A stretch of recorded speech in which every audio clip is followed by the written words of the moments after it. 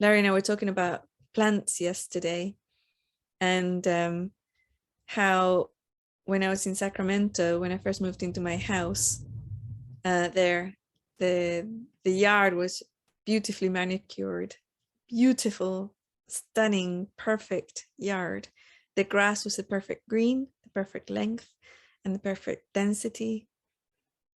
All the flowers were perfect, the trees were perfect, everything was perfect. And when the old owner told me how to keep it perfect, she showed me in the garage or shed, I think. And this is what you use to feed the grass, and this is what you give to kill all the bugs, right? It was all chemical. It was a big chemical soup. And I walked out, and when everything was sealed and delivered, and it was our house, I walked around the yard and I talked to the plants and their elemental beings, which I can't remember if they're called Vidas or Divas.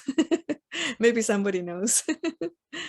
I'm dyslexic, so I don't know which direction it goes. And I was telling them, listen, we're going to be stopping all these chemicals, and we're going to cut down on your watering. The plants and the grass needed watering every day. And we're going to do this and we're going to do that. And you have to be verbal because Divas, says Nicolette, because you're the one who has to tell me what your plant needs, or your tree needs, or your grass needs, or whatever. Because if you don't, I won't know what it needs and it might die. And the first year, it was a mess. Everything looked dead. The grass was brown. None of the trees had leaves. Not even the willow trees had leaves. Nothing had leaves, because those little green flies came in and ate all the leaves in the yard, everything. They ate everything.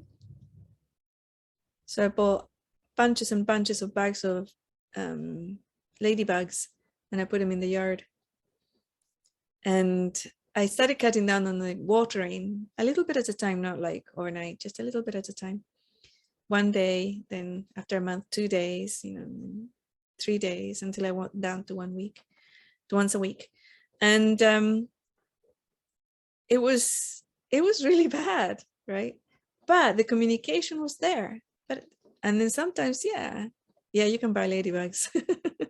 They come in bags with hay in them. And I think in the UK too. In the UK, definitely. I bought ladybugs in the UK and in Ireland.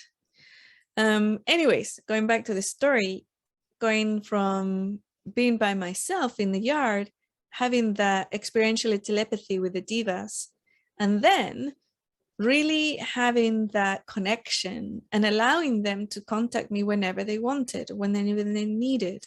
They knew that, but they weren't there all day, all the time, every day. Only when something was up, they would come in and talk to me.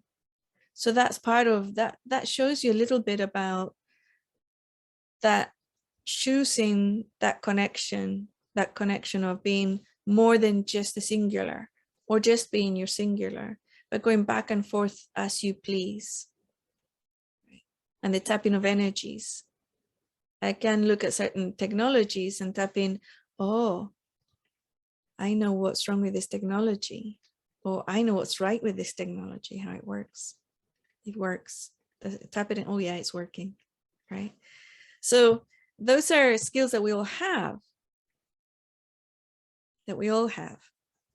But we've limited them to have a light-dark experience. But now we have to unlimit them.